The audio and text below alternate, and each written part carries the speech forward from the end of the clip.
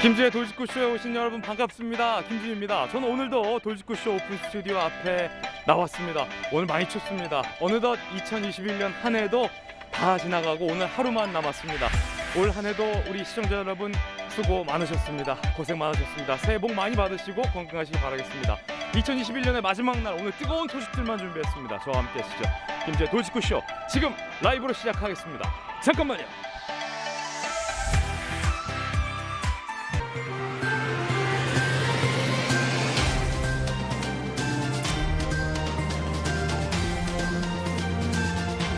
신문 읽어주는 남자입니다. 오늘 새벽 0시를 기준으로 박근혜 전 대통령이 사면 복권됐습니다.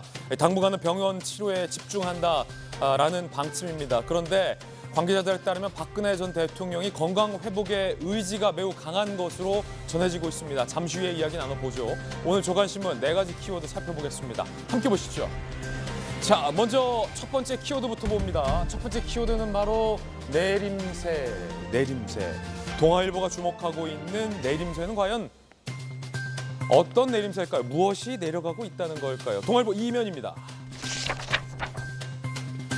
서울 집값 하락 지역 확대, 강북 도봉구도 19개월 만에 내림세로 전환했다라는 겁니다. 지금 급매들이 나오고 있다라는 건데, 그런데 한국경제 등에 따르면 부동산 전문가들은 내년에도 집값은 오를 것이다 라고 전망하는 여론이 많다는 보도가 나오고 있습니다. 결국 지금이 내 집 마련할 수 있는 기회일 수 있다. 이런 전문가들의 예상도 나오고 있습니다.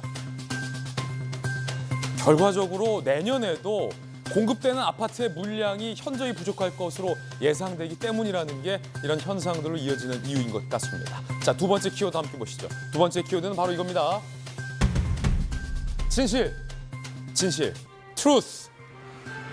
중앙일보 6면이 쓰고 있는 진실은 과연 무엇에 관한 진실일까요? 지금 공개합니다. 박근혜 전 대통령 책에 이런 내용이 있다는 거예요. 진실은 역사의 법정에서 밝혀질 것이다. 탄핵 부당을 주장했습니다. 이 책 내용 중에 모든 멍에는 내가 지고 가겠다 라는 내용도 있고, 하지만 내가 탄핵당한 이유와 판결에 대해서는 억울하다라는 억울함도 기술되어 있는 것으로 전해지고 있습니다. 잠시 후에 그리움은 아무에게나 오지 않는다라는 박 전 대통령의 이 옥중 서신 내용이 무엇인지 저희들이 보도해드리도록 하겠습니다. 이어서 세 번째 키워드 살펴보실까요? 세 번째 키워드는 선거연합입니다. 선거연합. 다소 생소한 말인데 선거연합 어떤 걸까요? 한겨레 신문입니다. 한겨레 5면입니다. 통합정부 손 내민 이재명 후보, 선거연합 먼저 하는 게 낫다. 대선을 앞두고 힘 합치자 이런 얘기입니다. 진영 가리지 않는 내가 구상하겠다라고 밝혔고요. 안철수 후보와 선거연대 손 내밀기도 했다라는 겁니다. 물론 안철수 후보의 생각은 조금 다를 수도 있을 것 같습니다. 자, 이어서 마지막 키워드도 살펴보겠습니다. 네 번째 키워드는 바로 이겁니다. 격앙. 윤석열 후보와 관련돼서 요즘 이 격앙이라는 단어가 자주 등장하는 것 같습니다. 서울신문입니다. 오면에 쓰고 있는데요.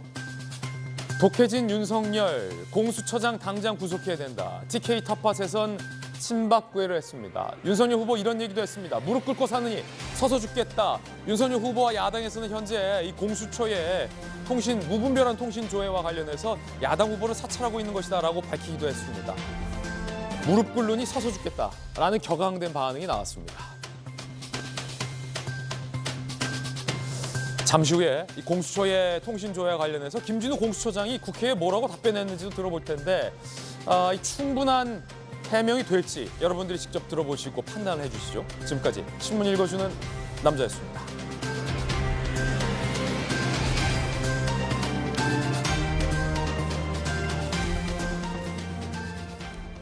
2021년의 마지막 날입니다. 올 한 해도 우리 시청자 여러분 그리고 국민 여러분 정말 고생 많으셨습니다. 희망찬 새해 하루 앞두고 있습니다. 내년은 검은 호랑이의 띠의 해라고 하죠. 자, 2021년 마지막 날 함께 하신 분들 소개해드리겠습니다. 정말 의리 있는 분들이에요. 법전 들고 나온 정기진 변호사님, 그리고 바르다 박성생, 국민의힘 박정화 공보실장 나오셨습니다. 돌직구쇼의 좌장, 민주당의 김형주 의원님, 그리고 기자 출신의 교수 한신대 김수영 교수님 나오셨습니다. 모두 어서 오세요. 내년에도 이분들과 함께하겠습니다. 첫 번째 이야기의 주제부터 공개하겠습니다. 함께 보시죠. 자, 오늘 새벽 0시부터 박근혜 전 대통령이 풀려났습니다. 박 전 대통령 사면 복권 이루어진 겁니다. 진실은 반드시 지지자들의 화환 그리고 축하의 메시지들 박 전 대통령의 사면 복권 시점 오늘 새벽 0시를 기준으로 지지자들의 화환도 보내졌다고 하는데요. 자, 그 내용부터 살펴보겠습니다. 사면 복권 박근혜 전 대통령 당분간 입원 치료 병원에서 바로 풀려난 게 아니군요. 병원에서 치료 중이었는데 신부는 사면 복권이 됐고 병원 치료는 계속된다. 오늘 0시죠. 4년 9개월 만에 석방됐습니다. 이 광주 학살의 주범인 전두환 전 대통령보다도 훨씬 더 긴 수감 생활을 보낸 셈이죠. 입원 중 삼성 서울병원에서 사면 절차가 진행됐고 서울구치소 직원들이 삼성 서울병원을 방문해서 사면증과 복권증을 전달했다라고 합니다. 그리고 이 구치소 인력들은 철수했다고 합니다. 자유의 몸이 된 겁니다. 복권으로 피선거권 회복이 가능해졌다고 합니다. 선거 출마도 가능하고 공직 활동도 가능해졌군요. 하지만 전직 대통령으로서의 예우는 회복이 되지 않았다고 하고요. 연금 수령, 보좌관 등 지원은 불가능하다라고 합니다. 경호는 내년 3월까지 유지되고 경호처장 판단에 따라서 5년 단위로 연장도 가능하다라고 합니다. 자, 이 내용 이야기 들려드리기 전에 먼저 박근혜 전 대통령이 오늘 새벽 0시에 석방됐기 때문에 풀려났기 때문에 지지자들의 상당한 환영과 환호가 있었다고 합니다. 그 모습부터 살펴보시죠.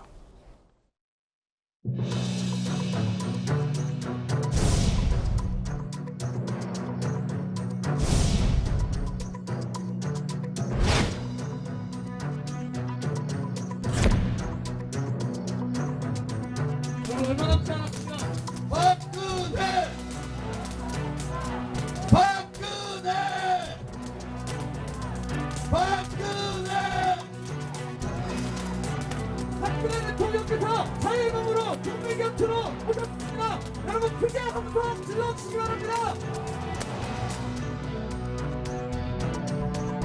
오늘은 마음껏 물어봅시다. 그 5년 동안 버텨주신 박근혜 대통령을 생각하면서 마음껏 울어봅시다. 여러분 다시 한 번 더 목매어 그분의 이름을 불러봅시다. 대통령 박근혜 박근혜. 대통령. 자, 정혁진 변호사님, 사면된 건 우리가 다 알고 있는데 이 복권과 관련해서 법적으로 조금 여쭤볼게요. 그러니까 피선거권, 공직에 출마할 수도 있고 선거에 도전할 수도 있고 정치 행위도 가능한데 전직 대통령으로서의 어떤 예우나 자격은 여전히 상실인 겁니까? 이게 어떻게 차이가 있죠? 그러니까 일단 정리를 갖다가 하면요. 네. 사면은 두 종류가 있어요. 일반 사면과 특별 사면이 있는데 일반 사면은 형선고 효력 자체가 상실되는 거기 때문에 이제 뭐 문제가 없는 게 되는 건데 박근혜 전 대통령 같은 경우에는 특별 사면이거든요. 네. 특별 사면은 단순하게 형의 집행을 면제할 뿐이에요. 그렇기 때문에 그 형의 선고에 따른 효력은 그대로 남아있기 때문에 지난번에 한명숙 전 총리 같은 경우에는 형을 다 살았기 때문에 문제가 없음에도 불구하고 그렇게 복권을 해달라고 했던 이유가 복권이 돼야 뭐 피선거권이나 뭐 그런 것들이 살아나니까.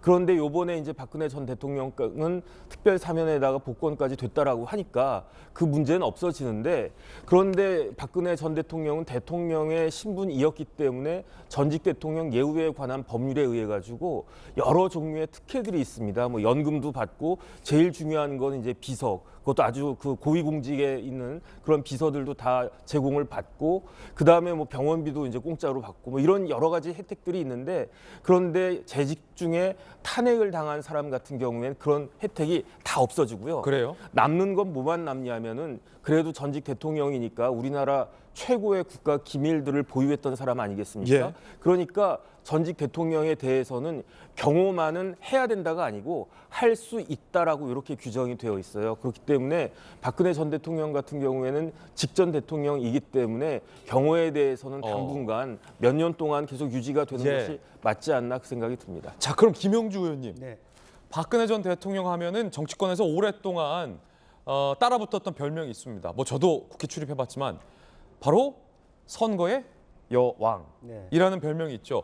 그 다 쓰러져가는 한나라당 당세와 당의 기운을 천막 당사를 설립하면서 선거 승리로 이끌었던 때 아마 그게 그때부터 본격적으로 선거의 여왕이라는 별명이 붙었던 것 같고 국회의원 선거든 뭐 시장 선거든 박근혜 전 대통령이 그 선거 현장에 한번 방문했다 가면은 그 지역 여론이 뭐 좀 많이 바뀌었던 것도 사실이었잖아요. 네. 선거의 여왕, 건강을 만약에 회복하고 이제 선거에 도전할 수 있다는 거 아닙니까?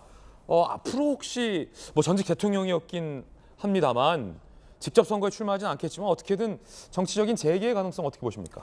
글쎄 본인이 지금 육체적으로도 그렇고 정신적으로 되게 피폐해 있는 것 같습니다. 그래서 직접적으로 말하자면 지금 현재 남아있는 기간 동안에 병원에 계시다 하더라도 퇴원을 하면 2월 중순, 중하순 정도 될 것 같아서 이미 그때 되면 대선 형국이랑 거의 짜져 있기 때문에 또 더군다나 지난번에 본인이 옥중 서신을 통해서 뭔가 정치력을 발휘하려고 했는데 지난번은 그게 잘 발휘되지 못했어요. 그래서 지금으로서는 다만 말하자면 야권이 뭉쳐야 된다라는 암묵적인 메시지 정도를 던지는 선에서 그치지 않냐. 예를 들면 지금 뭐 조 의원이 얘기하는 것처럼 후보를 교체해야 된다 이런 얘기는 안 할 것으로 보여집니다. 그렇군요. 네. 김영주 의원님의 예상은 네. 자 그러면 윤석열 후보의 선대위 입장에서는 박정아 공보단장 실장님이시니까 박 전 대통령의 건강을 회복하고 메시지는 낼 것으로 전망이 되고 있어요. 김영주 의원님 전망에 따르면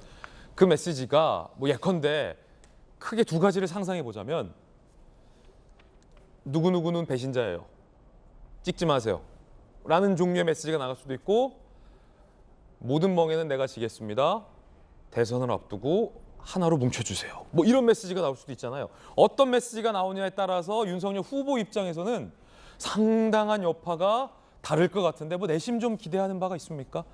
일단은 지금 두 가지 중에 저는 뭐 만약에 메시지를 낸다고 해도 후자에 가깝지 않을까 싶은 생각이 드는데요. 공보실장께서 기대하시는 메시지 정확하게 기대 포함해갖고 네, 뭡니까? 기대하는 메시지. 여러분들 흩어지지 말고 흩어지지 말고 어디 가지 다 말고 뭉쳐라 뭐 이런 얘기를 하면은 혹시나 가능성이 있긴 한데 저는 그마저도 저희 사실은 선대위에서는 크게 기대를 안 하고 안 하셨으면 예. 그러니까 지금 조원진 의원 같은 경우는 병원 앞에서 저렇게 얘기했는데 이제 건강 회복할 수 있고 그 다음에 본인이 이제 남은 일들 정리할 수 있게 그냥 놔두는 게 저는 국민들의 옳은 도리 아닌가 싶어요. 자꾸 박근혜 대통령을 정치권 한가운데로 들여놓고 그다음에 그거 가지고 또 이렇게 저렇게 정치적으로 이해득실을 따지는 것 자체가 예. 저는 뭐 굉장히 좋지 않은 옛날식 정치라고 생각을 하고요. 예. 그게 박근혜 대통령을 위해서도 국민들을 위해서도 저는 좋지 않다고 생각합니다. 그리고 뭐 저렇게 해서 박근혜 대통령 자꾸 어떤 식으로 정치적으로 편하게 이용하려고 하는 사람들 그때 당시 본인은 뭐 했는지 이런 상황까지 오게 할 때 본인은 뭐 했는지 이제 와서 또 다시 박근혜 외치면서 국민들의 지지를 얻으려고 하는 것 그거마저도 저는 옳지 않은 처사라고 생각을 합니다. 그래서 박근혜 전 선대위도 대통령을 정치적으로 이용 말라. 전 뭐 그렇게 하는 게 옳지 않나라는 생각이 그래서 우리 선대위에서도 글쎄요 박근혜 전 대통령이 어떤 메시지를 던질까 글쎄요 선거 끝날 때까지 크게 메시지를 던지지 않을 가능성이 오히려 더 높다. 예. 그게 오히려 더 우리 정치 발전에서 낫다라고 저는 생각합니다. 자, 그런가 하면 한편 김수영 교수님 기자 출신이시잖아요. 저는 이번에 처음 알았어요. 그냥 사면 됐다라고 생각했는데 이 구치소 그다음에 이 법무부 관계자들이 와서 사면 복권증 같은 문서를 전달하나 봐요? 네, 어쨌든 이제 절차를 이제 수행을 하는 거죠. 원래 이제 22일부터 지금 삼성 서울병원에 입원을 해 있는 상태입니다. 건강이 너무 안 좋아져서. 그런데 이제 사면이 전격 결정되면서 31일 0시를 기점으로 이제 사면이 되는 건데, 그냥 물론 그 시간에 자동으로 되는 게 아니라 이제 그 구치소의 개호원들도 그 기점으로 0시를 기점으로 철수하게 되고, 법무부에서 배부하는 이 사면 복권증을 증정하는, 이제 부여하는 그런 절차를 통해서 전격적으로 이제 사면이 되는 건데요. 어쨌든 지금 굉장히 건강이 좋지 않아서 몸적으로도 건강이 안 좋지만 정신적으로 매우 피폐해서 정신과 치료도 함께 받고 있다고 지금 알려지고 있습니다.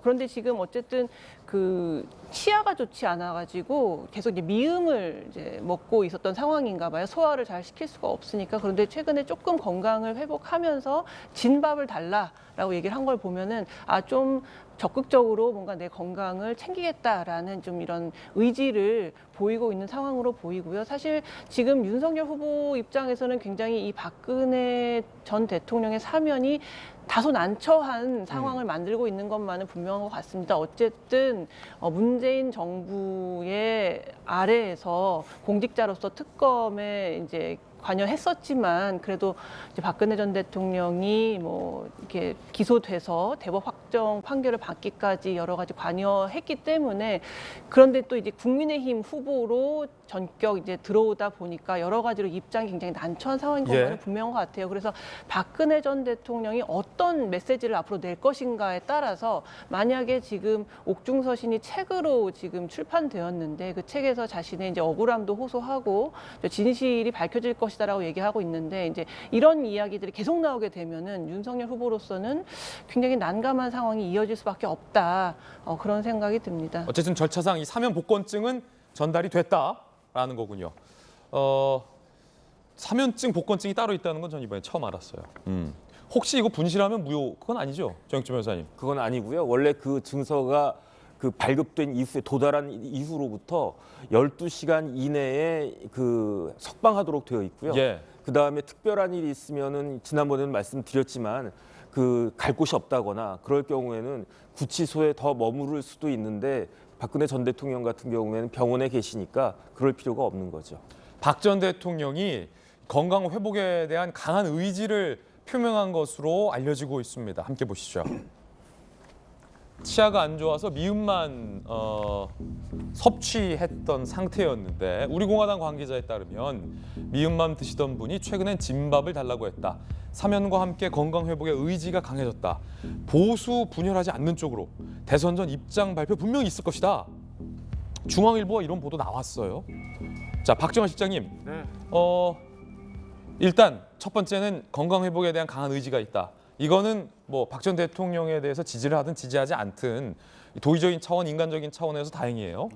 바람직한 얘기예요. 두 번째가 보수 분열을 원치 않는다라는 메시지를 낼 가능성이 있다라고 돼 있는데, 선대위 입장에서는 일단 한숨 돌리는 거죠, 그러면? 글쎄요, 뭐 이거 가지고 저는 지금 박근혜 대통령의 사면 복권과 관련해서 일단 우리가 이런저런 얘기를 많이 하기 시작하는 것 자체가 그렇게 과연 도움이 될까라는 생각이 좀 우선은 있습니다. 그리고 우리 공화당 일부 관계자들이 저렇게 얘기하는 게 희망 섞인 것들이 좀 있어서 저런 얘기들을 하는 것 아닌가 싶은 생각이 들고요. 앞서 말씀드린 것처럼 좀 박근혜 대통령 이제 제발 좀 놔두고 건강 챙겨서 이제 책도 좀 읽고 그 마음의 여유도 좀 가질 수 있게 좀 놔두는 게, 저는 진짜 박근혜 대통령을 아끼는 사람이라면 그렇게 해야 되는 게 옳지 않나라는 생각입니다. 박 전 대통령의 옥중서신, 그리움은 아무에게나 생기지 않는다 라는 책의 내용 일부가 공개가 됐습니다. 함께 보시죠. 그리움은 아무에게나 생기지 않습니다. 국정농단 판결 과정, 말이 되지 않는 이유로 영장 발부하는 걸 보고 정해진 결론을 위한 요식행위라고 판단했다. 시간이 걸리더라도 진실은 반드시 밝혀진다. 세월호 7시간 논란, 저에 대한 해교한 루머와 악의적 모함이 있었지만 진실의 힘을 믿었기에 침묵했다라고 밝혔습니다. 사실 이 뭐 판결 과정이야 법원의 판결이 나왔으니까 차치하더라도 세월호 7시간에 뭐 미뢰를 했다, 뭐를 했다, 주사를 맞고 누워 있었다, 엄청난 이 악의적 소문과 의도적 뭐랄까요, 이 루머 배포가 있지 않았습니까? 이제는 말할 수 있다 아니겠어요? 세월호 7시간 관련된 프레임은. 자, 그리고요. 윤석열의 조국 수사와 관련된 내용도 있다. 거짓말이 일부의 사람들 잠시 속일 수는 있어도 영원히 속일 수 없다. 남 속이려 들면 들수록 더 깊은 거짓말 수렁에 빠져버리는 평범한 이치 모르는 사람 나란 일 맡을 수는 없다라고 얘기를 하기도 했다라고 합니다. 이 옥중서가는 이제 지지자들과의 어떤 편지 내용이라서 박정 대통령이 감옥에 수감돼 있을 때 지지자들에게 어떤 직접 이제 편지를 썼던 내용들을 모은 책인데 특히 이제 세월호 7시간과 관련해서 굉장히 억울함을 호소하는 대목도 있었습니다. 박 전 대통령이 과거 이 세월호 7시간 괴담과 관련해서 입장을 밝힌 내용도 있어서 저희가 한번 다시 찾아봤습니다. 들어보시죠. 세월호로 이렇게 참사가 벌어졌는데 그 대통령이 미래를 했다. 이런 정말 말도 안 되는, 누가 들어도 정말 얼굴 붉어질, 근데 그게 사실같이 또 한 몇 달을 기정사실같이, 아니 어떻게 그 미래를 하겠습니까? 그게 입에 담기도 창피한 일이고, 그러다 이제 그게 또 그냥 슬그머니 이제 꼬리를 감추더니만은 그 다음에는 이제 그 시간 동안 또 구술했다고 또 한참, 그래갖고 또 그게 기정사실로 그 다음에는 수술을 했다고. 제가 정확하게 말씀드릴 수 있는 것은 그날 저는 정상적으로 이 참사 이 사건이 이렇게 터졌다 하는 것을 보고 받으면서 계속 그거를 체크를 하고 있었어요. 보고를 받아가면서. 자, 이 세월호 7시간 기자 출신의 김소영 교수님, 그때 당시 분위기를 보면 세월호 7시간 동안 대통령이 어디에서 뭘 했다, 급기야 박 전 대통령이 조금 전에 밝혔던 것처럼 미래를 했다. 사실은 지금으로 따지면 이게 바로 가짜 뉴스, 뭐 악의적인 뭐 소문 배포 뭐 이런 거 아니었겠습니까? 그렇죠. 사실 세월호 관련해서 대응이 굉장히 미흡했고 그 결과 안타까운 목숨을 너무나 또 많이 잃어야 했던 것만큼은 분명하고, 또 대법 확정 판결을 통해서 어쨌든 이제 국정농단이나 세월호 사건 관련해서 여러 가지 국정을 제대로 운영하지 못한 점들은 이제 유죄로 판단이 된 만큼 그거에 대해서는 물론 이론의 여지가 없습니다만, 그럼 그 시간에 무엇을 했었냐, 세월호가 발생했을 때 7시간 동안 대통령은 어디서 무엇을 했냐에 대해서는 이제 각종 괴소문이 떠돌았었죠. 그리고 그런 이제 가짜 뉴스들이 마치 사실인 것처럼 이제 유포되다 보니까 박근혜 대통령의 입장에서는 물론 죄는 죄대로 자기가 판단받을 수 있지만 이런 억울한 소문에 대해서는 굉장히 화가 많이 날 수도 있고 억울한 마음이 들 수 있을 겁니다. 그래서 이제 이 책을 통해서 그 시간에 나는 몸이 좋지 않아서 이제 누워 있었던 것은 맞는데 상황별로 계속 보고를 받고 있었고, 이런 괴소문들에 대해서 굉장히 참담한 마음이었지만 진실은 언젠가 밝혀질 거라고 생각해서 그냥 인내했다, 이제 이런 내용을 쓰고 있는 건데요.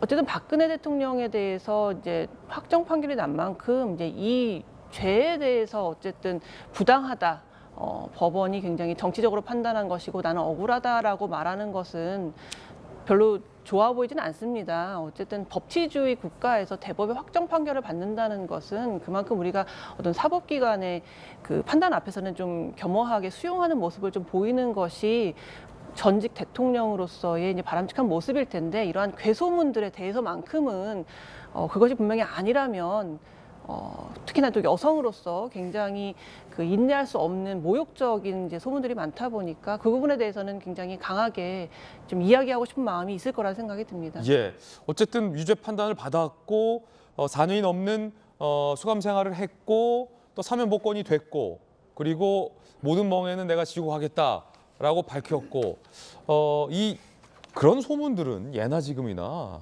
누가 내는 걸까요? 글쎄요. 그러니까 뭐 조직적이라고 보십니까? 아니면 굉장히 그 소문이 빠르게 확산됐고, 그리고 아주 넓게 그 퍼졌기 때문에 어느 정도는 조직적으로, 물론 누가 뭐 배후에 있는지는 모르겠습니다만 조직적으로 유포됐을 가능성도 배제할 수는 없다고 봅니다. 그렇군요. 그리고 그 당시에 이러한 소문들이 확인되지 않았지만 여론에 상당한 영향을 미쳤기 때문에 박근혜 대통령으로서는 굉장히 참담한 심정이 들 수밖에 없는 부분일 수도 있겠죠.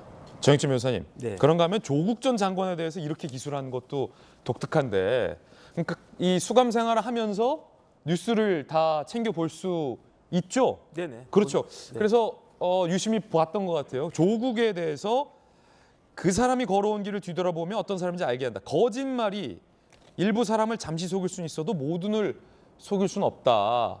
이런 사람한테 나란 일을 맡길 수 없다. 조국 전 장관에 대해서 저 거짓말쟁이, 나란 일을 하면 안 되는 사람이라고 평가를 내렸군요.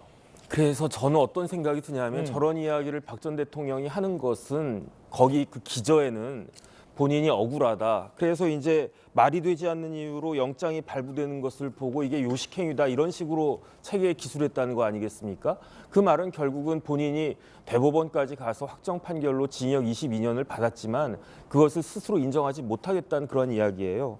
그런데 말씀드렸지만 이거는 일반 사면도 아니고 특별 사면이기 때문에 형의 그 집행만 면제가 되는 것이지 형의 선고의 효력은 남아 있는 거거든요. 그런데 제가 곰곰이 생각을 해봤어요. 그럼에도 불구하고 박근혜 전 대통령의 저 이야기가, 저 말씀이 어느 정도 설득력이 있다라고 많은 사람들이 생각하는 이유가 무엇일까? 박근혜 전 대통령이 우리나라 헌정사상 최초로 유례 없게 탄핵을 받았음에도 불구하고 지난 4년 9개월, 5년 동안의 그 기간 동안에 우리나라 국민들의 일반 생활이 먹고 사는 게 더 나아졌느냐? 집값은 2배로 뛰고 세금은 더 올라가고 건강보험료 올라가고 여러 가지 뭐 코로나 같은 그런 사정이 있었지만 그럼에도 불구하고 너무 지금 사람들 먹고 사는 게 힘들어지고 거기에다가 조국 전 장관과 같이 말도 안 되는 일들이 그 사이에 벌어졌기 때문에 그런 부분들이 박근혜 전 대통령의 저러한 주장이 대법원 판결에 있었음에도 불구하고 설득력을 갖게 되는 것이 지금 우리 사회의 가장 큰 문제점 중에 하나가 아닌가 하는 생각이 저는 듭니다. 예, 윤석열 후보가 박 전 대통령에 대해서 얼마 전 미안한 마음이다라는 심경을 표한 바 있습니다. 건강을 회복하면 찾아뵙고 싶다고도 발언했습니다. 들어보시죠. 제가 아무리 뭐 공직자로서 제 직분에 의한 일이었다 하더라도 정치적으로 또 정서적으로는 대단히 그 미안한 그런 마음을 인간적으로 가지고 있기 때문에 박근혜 대통령님의 석방을 아주 크게 환영하는 입장이고요. 좀 건강이 회복되면은 저도 한번 찾아뵙고 싶은데 다른 이런 정치적인 이런 현안들에 박 대통령께서 이 신경을 만약에 조금이라도 쓰신다면은 쾌유가 늦어지기 때문에 그런 시도 자체를 지금 안 하고 있는 거지. 저도 뵙고야 싶죠. 자, 찾아뵈고 싶다. 건강이 회복되면이라고 얘기를 했습니다. 김영주 의원님. 네. 뭐 정치는 생물이고 상상의 영역이지만 일단은 건강이 회복되면 혹시 윤석열 후보가 방금 말한 대로 박 전 대통령을 대선 전에 찾아뵐 수 있는 장면도 나올 수 있다고 보십니까? 장면도 나올 수도 있지만 예. 안 나올 수도 있죠. 안 나올 수도 있다. 그러니까 예를 들어서 지금 현재 또 나는 윤석열 후보가 좀 한편으로 보면 순수하다고 본 게 순수하다? 예. 예. 지금 내가 찾아보면 건강이 더 악화될 거 아니냐 그런 말씀을 하셔요. 앞서 그랬죠. 예. 그럴 수 있거든. 트라우마가 있을 수 있잖아요. 예. 뭐 실제로 사람인 인간 나를 이상 수사한 사람. 앙금이 남아 있기 때문에 지금 당장 찾아보고 싶지만 내가 찾아보면 내 얼굴을 보면 화병이 도질 것이다 이렇게 예. 얘기를 하는 거거든요. 그래서 이제 마음은 찾아보고 싶지만 이게 또 찾아본다는 것은 또 정치적으로 해석될 수 있잖아요. 또 결국에는 박근혜 대통령한테 말하자면 힘을 모아달라고 부탁하러 가는 거 아니냐 이런 왜곡되기 때문에 그런 부분도 고심해서 아마 계산해서 가야 될 것 같다는 생각이 들고요. 지금 박근혜 전 대통령 입장에서는 윤석열 후보에 대한 말하자면 사감이나 반감이 있는 것이 아니라 그래요? 오히려 자기 앞에 있었던 친박들이 다 어느 순간에 예. 입당한 지 얼마 안 된 그 사람 밑에서 윤핵관이 다 되고 못해서 안달이다고 하는 그 씁쓸함. 그래서 오히려 그 국민의힘 의원들에 대한 그 실망감이나 씁쓸함이 많지. 예전에 진짜 윤 후보 자체에 대해서는 별로 없다고 봅니다. 김영주 의원님 말씀 주셔서 생각났는데 저 그 박근혜 정부 시절에 진박, 친박, 호박, 뭐 수박까지 나왔었어요. 예. 그때. 그래서 내가 친박이다 서로 경쟁하던 예. 사람이 어느 순간 뭐 입당한 지 몇 개월 안 된 사람한테 다 내가 친윤이라고 경쟁하듯이 이렇게 당에 지금 그것 때문에 싸움 벌리는 거 아닙니까? 사실 그런 뭐 인간적으로 배신감 느낄 수 있죠. 그런 마음 때문에 지금 이 책에 대해서도 윤 후보가 두려워하는 것보다 윤 후보 밑에 있는 분들이 더 두려워하고 있다. 예. 저는 그렇게 봅니다. 이름은 언급하지 마세요. 네. 방금 나올 뻔했어요, 이름. 누구누구, 그렇죠? 네. 네. 그런가 하면 조원진 대표는 후보를 교체해야 된다라고 얘기를 했고 홍준표 의원의 이름을 거론했습니다. 자, 이에 대해서 홍준표 의원의 반응도 나와 있는데 일단 조원진 후보 이야기 들어보시죠. 저는 솔직히 말해서 양당 다 선수 교체가 맞다 이래 보는데 윤석열 후보는 더 크게 나온단 말이에요. 뭐 토지탐탐 노리고 있는 청문 홍답 그분도 계시잖아요. 윤석열보다 뭐 나쁜 대안은 아니다.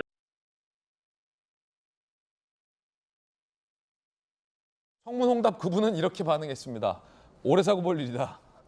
오래 살고 볼 일이다. 내가 오래 살다가 조원진한테 대안론 얘기를 듣는다. 뭐 이런 반응인 것 같습니다. 자, 박 전 대통령이 박 전 실장님 네. 찾아뵙습니까 후보가 박 전 대통령을 지금 봐야죠. 일단은 계획하고 지금 있습니까? 뭐 현재로서는 전혀 계획하고 있지 않아요. 박 전 일단은 실장님 개인적으로 좀 안 그랬으면 하는 것 같아요. 안 찾아뵀으면 네. 그렇지 않아요. 저는 뭐 이게 모든 문제가 해결이 되고 이게 정치적으로 해석이 되고 뭐 이런 예. 것만 없으면 당연히 그 누구든 뭐 찾아뵙고 인사드리는 게 맞지 않나라는 생각인데 다만 좀 전에 저희가 봤던 것처럼 이게 뭐 국민통합이고 그다음에 정치적인 배경은 전혀 없다고 청와대는 얘기하고 있습니다만 벌써 이런저런 논란이 있잖아요. 그리고 조원진 의원 그 전에 뭐 했는지 홍준표 전 대표도 굉장히 욕을 많이 했고 막 이랬는데 이제 와서 또 후보를 교체하고 뭘 하자고 이런 얘기를 하는 게 과연 대선을 앞둔 우리 보수 진영에서 도움이 되는 얘기인가? 예. 라는 생각이 저는 들거든요. 그렇기 때문에 다들 자중해 주시기를 바라는 마음을 갖고 있습니다. 예. 자, 이번엔 저희가 준비한 두 번째 이야기를 시작할까 합니다. 먼저 주제부터 공개하죠. 다시 국정 안정 더 치열해진 공방 여론조사 몇 가지를 준비했습니다. 일단 4개 기관 여론조사 기관이 합동으로 실시한 여론조사 결과부터 함께 보시죠. 자, 4개 기관이 실시한 여론조사 결과 엠브레인 퍼블릭, 키스텔 리서치 등입니다. 이재명 후보가 39%, 윤석열 후보가 28.0%, 11%포인트 차이 나죠. 심상정 후보가 5%, 안철수 후보가 6%의 지지율을 보이고 있습니다. 두 번째 볼 여론조사는 정권 심판론과 국정 안정론 중에 흐름이 이렇게 바뀌었다. 정권 심판론이 압도적으로 높았었는데 오차 범위 안에 지금 들어왔어요. 국정 안정론이 45%, 정권 심판론이 40%. 뭔가 기류 변화의 흐름이 감지가 되고 있다. 정권을 심판하는 것, 국정이 안정되는 것, 지금 뭐 거의 치열한 상황까지 왔다라는 겁니다. 굉장히 뭐랄까요? 흥미로운 변화라고 볼 수 있겠는데 윤석열 후보 입장에서는 굉장히 좀 놀랍기도 한 변화일 것 같고 결과에 어찌 됐든 자, 김영주 의원님, 네. 이거 어떻게 해석하십니까? 뭐 후보 지지율이야 올랐다 내렸다 뭐 치열하게 왔다 갔다 하는 거야. 어제 오늘 일이 아닌데 정권 심판론과 국정 안정론이 갑자기 비등비등해졌어요?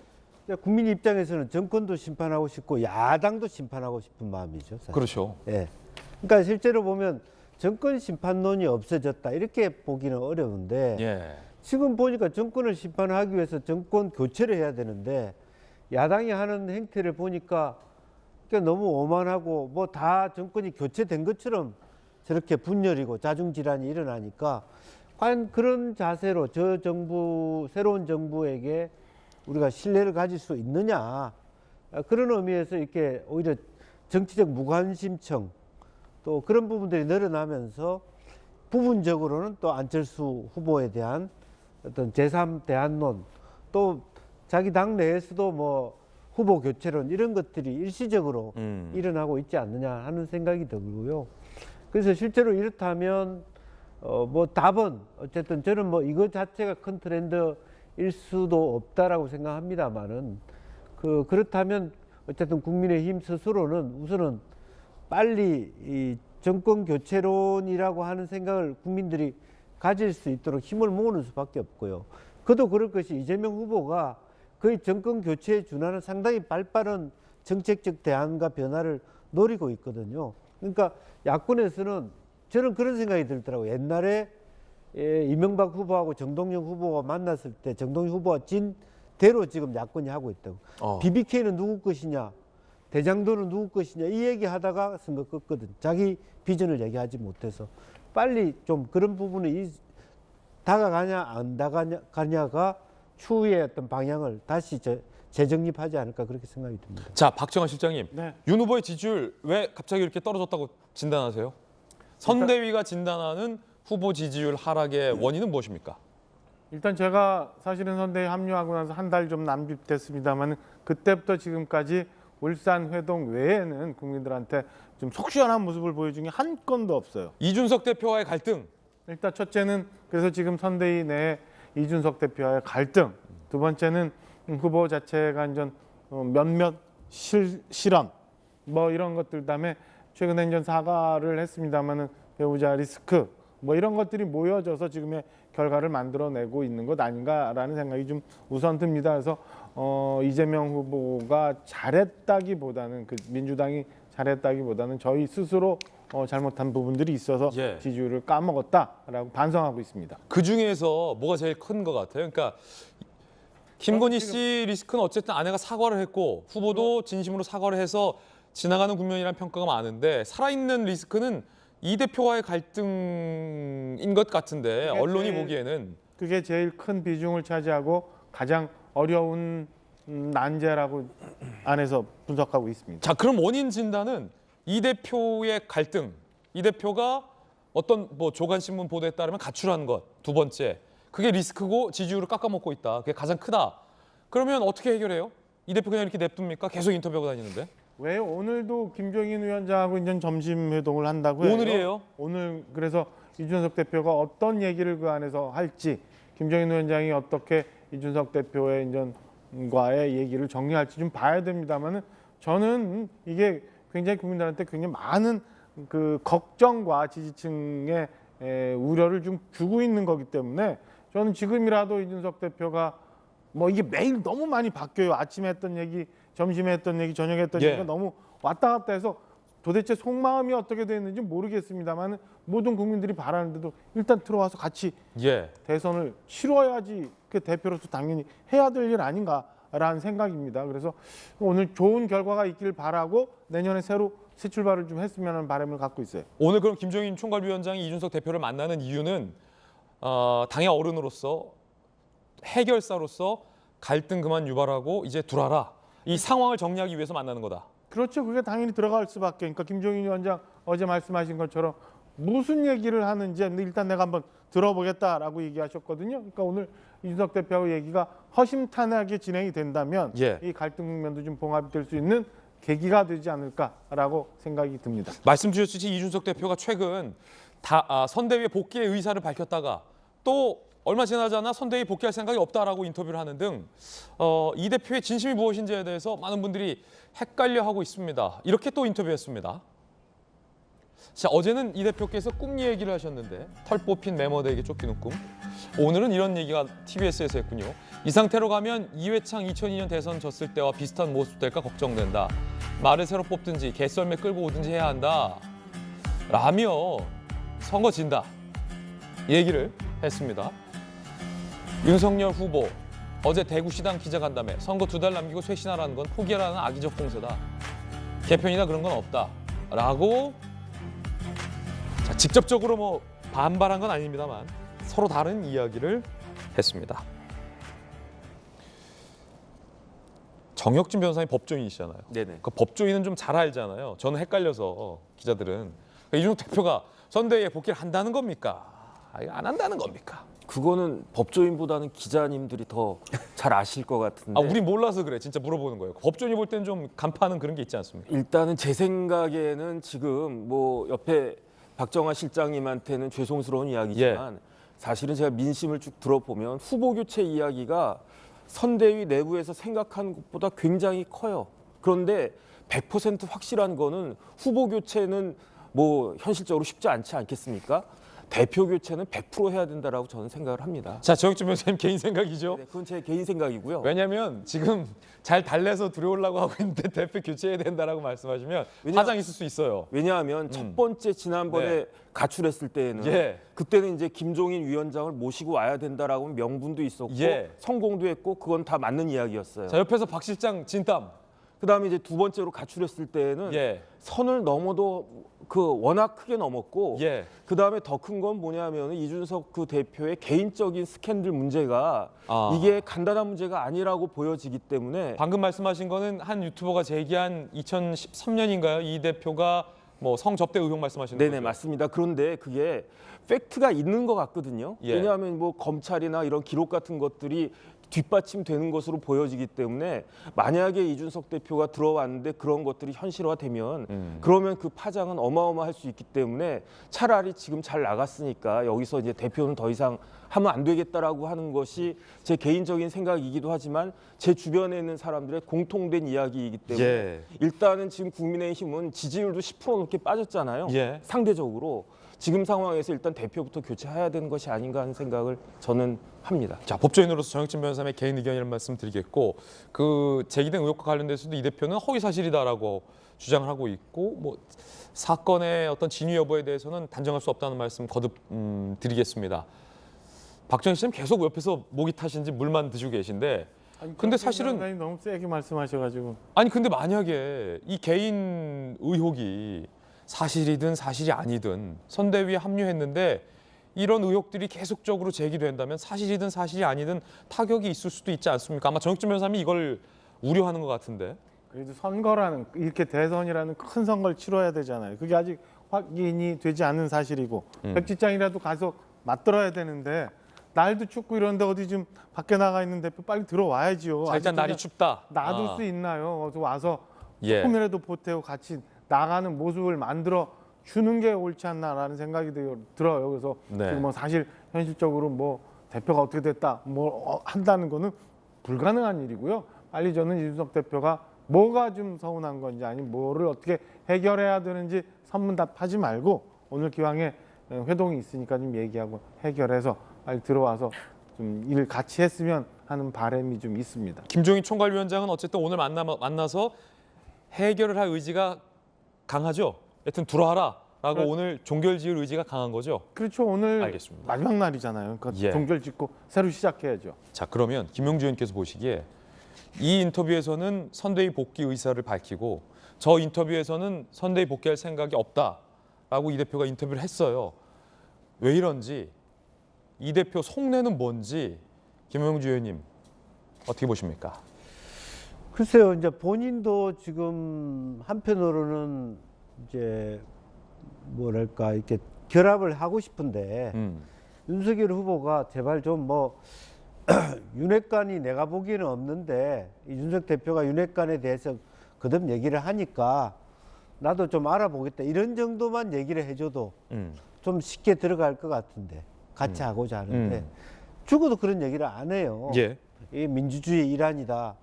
또 뭐 그러면서도 또 한편으로는 잘하실 걸로 믿는다. 이렇게 선문답하고만 있기 때문에 본인도 들어가야 된다는 걸 알면서도 참 마음이 찹찹한 거죠. 이런 상태로 들어가야 하나.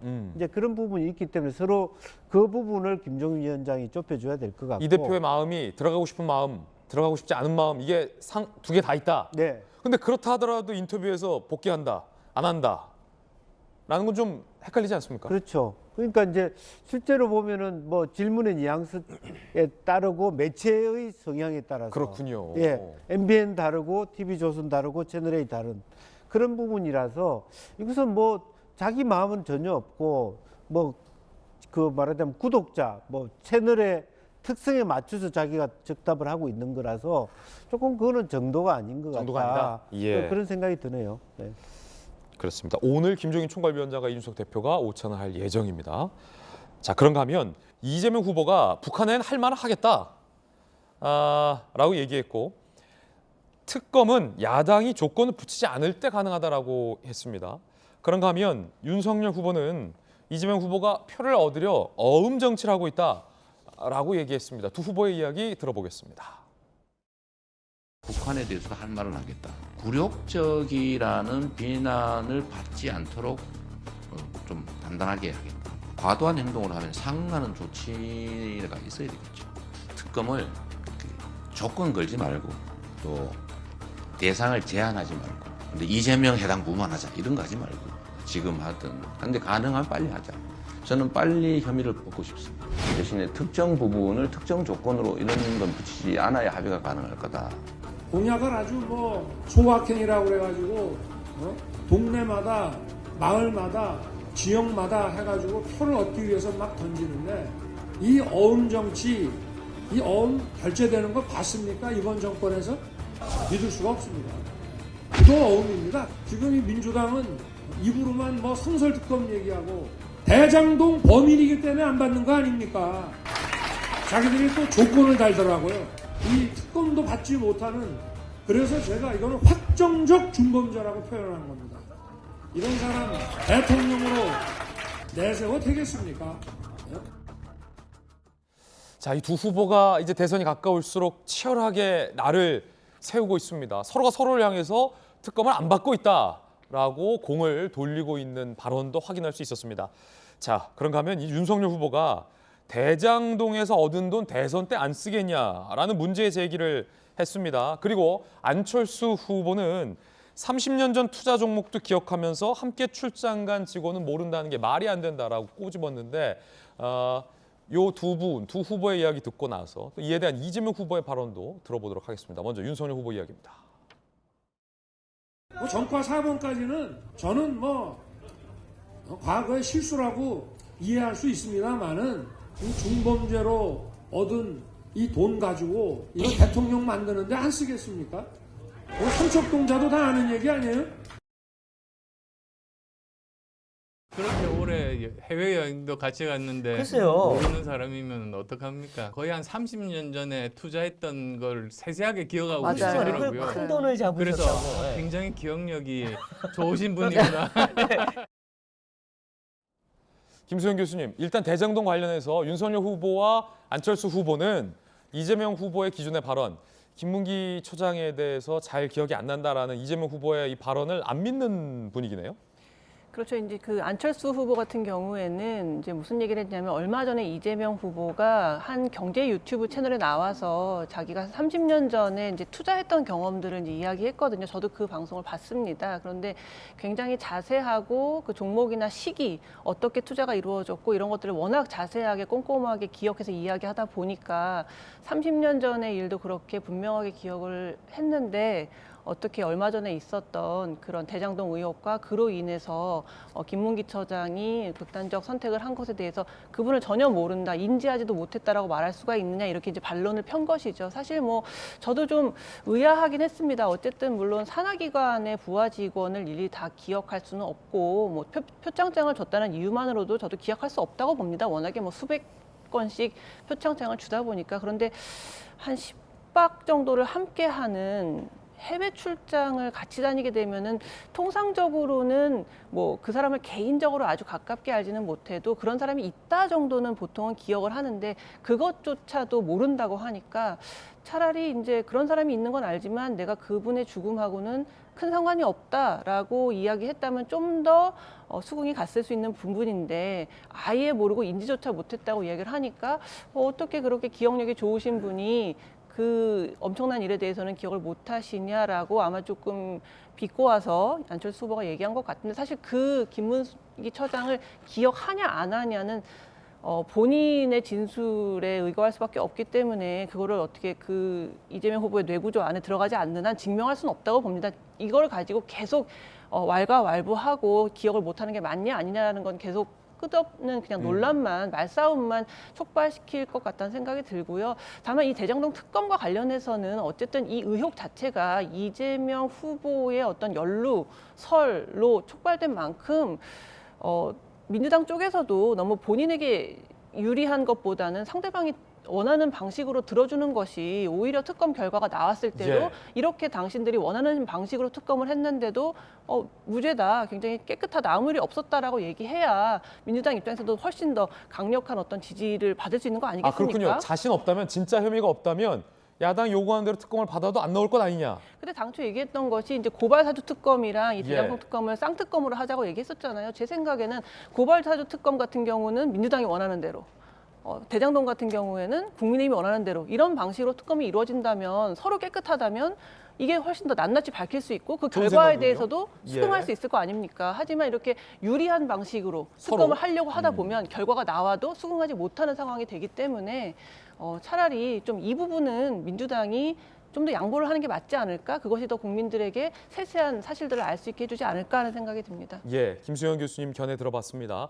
그런가 하면 이 김문기 처장을 잘 기억하지 못한다라는 이재명 후보는 내가 숨길 이유가 없지 않느냐라고 이야기를 했습니다. 그저께였죠? 제가 이재명 후보를 직접 저희 채널에 의해서 인터뷰를 했습니다. 그리고 다음 주 수요일 밤 9시 20분에는 윤석열 후보를 제가 이 자리에서 인터뷰합니다. 일단 이재명 후보의 이야기 들어보시죠. 이 사람을 내가 모른다 안다 이 문제는 한번 여러분도 생각해 보십시오. 출장을 가는데 얼굴이야 제가 봤겠지만 그 사람이 이 사람인지를 여러분은 어떻게 압니까? 표창을 수백 명을 주는데 그 사람을 제가 왜 특별정하게 기억을 못하냐고 하면 그게 적정한 지정일까요? 그걸 왜 의심을 하죠? 제가 그걸 숨길 이유가 뭐가 있습니까? 자, 이재명 후보 입장에서는 내가 그걸 왜 숨기겠느냐라고 답답함을 좀 호소한 거고, 윤석열 후보나 안철수 후보 입장에서는 불리한 것만 나오면 다 모른다고 한다, 모른 척을 한다. 국정조사 때도 그러지 않았냐라는 입장인 것 같아요. 김영주 의원님이 정무 부시장을 했잖아요. 서울시 부시장을 했잖아요. 그래서 이런 출장 많이 가보셨죠? 국회의원 때도 출장을 가보면 국회의원 때도 그렇지. 예, 이제 실제로 멤버로 같이 가느냐 스텝으로 같이 가느냐에 따라서 사실은 일정 정도 모를 수, 사진은 같이 찍지만 모를 수가 있어요. 예를 들면 저희들이 옛날에 한노이 할 때 베트남 뭐 태국 이렇게 같이 갈 때 국회 사무처 요원이 따라가서 많은 시중을 들거든요. 몰라요. 예, 기억이 하나도 안 나요. 예. 진짜.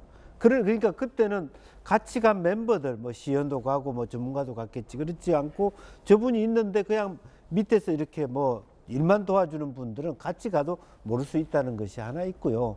다만 10일 동안 갔으니까 같이 술도 마셨겠죠, 한 자리에. 그러나 이 후보가 얘기한 대로 인지되어 있지 않다라고 하는 건 사실일 수 있다는 거고, 똑같은 겁니다. 종목도 마찬가지로 아무리 같은 길을 다녀도 내가 운전을 하는 거하고 조수석에 탈 때하고 전혀 다릅니다. 이제 그런 부분에 대해서 생각해 볼 필요가 있고, 다만 아쉬운 점은 가깝다, 모르다, 안다, 그걸 떠나서 김문기 씨가 이렇게 안타까운 죽음을 했을 때, 예를 들면 뭐 민주당이든 후보든 좀 문상이라도 가졌으면 더 좋았지 않았겠느냐.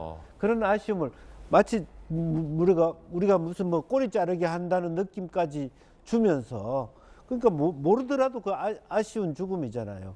이제 그런 부분은 저는 좀 아쉽게 생각합니다. 김문기 처장의 유가족분들은 이재명 후보 밑에서 어쨌든 대장동 개발 사업을 했던 공무원인데, 김문기 처장이 세상을 떠났는데 위문도 안 오고 조화도 보내지 않았다라고 최근에 이 아쉬움과 서운함을 토로한 바도 있습니다.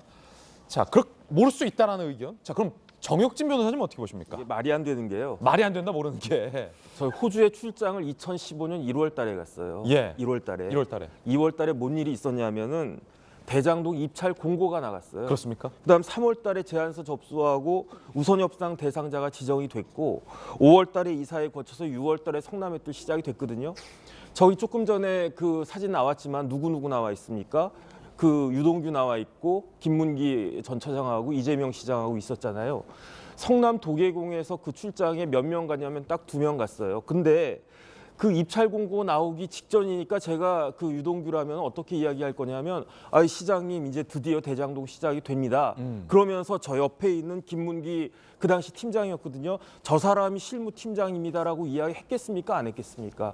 만약에 그런 정도의 시스템도 갖추어지지 않았다라고 하면은 그건 성남 도계공과 성남시의 그 문제가 굉장히 심각하였다는 이야기일 거고, 진짜로 제가 봤을 때 이재명 시장이 진짜 김문기 처장을 몰랐다라고 하면 일을 그딴 식으로 했기 때문에 김만기, 김만배, 뭐 나무 이런 사람들이 5천억, 6천억, 1조라고 하는 그 어마어마한 돈을 이렇게 빼갔다는 이유가 일을 그딴 식으로 했다는 거 아니겠습니까? 저는 그렇기 때문에 상식적으로 도저히 납득이 되지 않는다. 저는 개인적으로 그렇게 생각하고 있습니다. 예.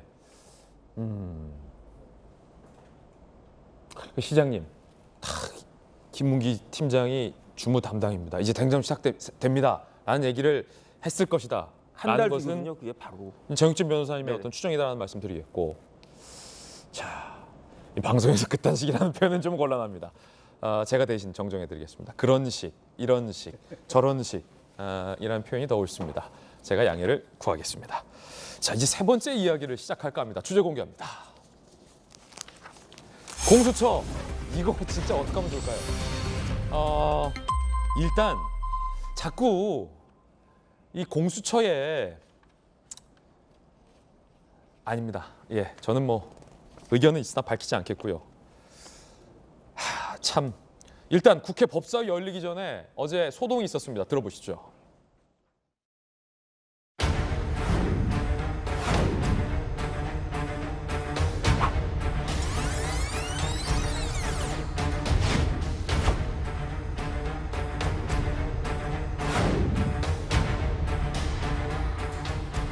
공수처는 문을 닫아라!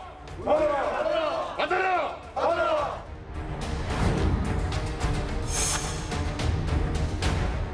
사퇴하세요! 김진호 사퇴하라!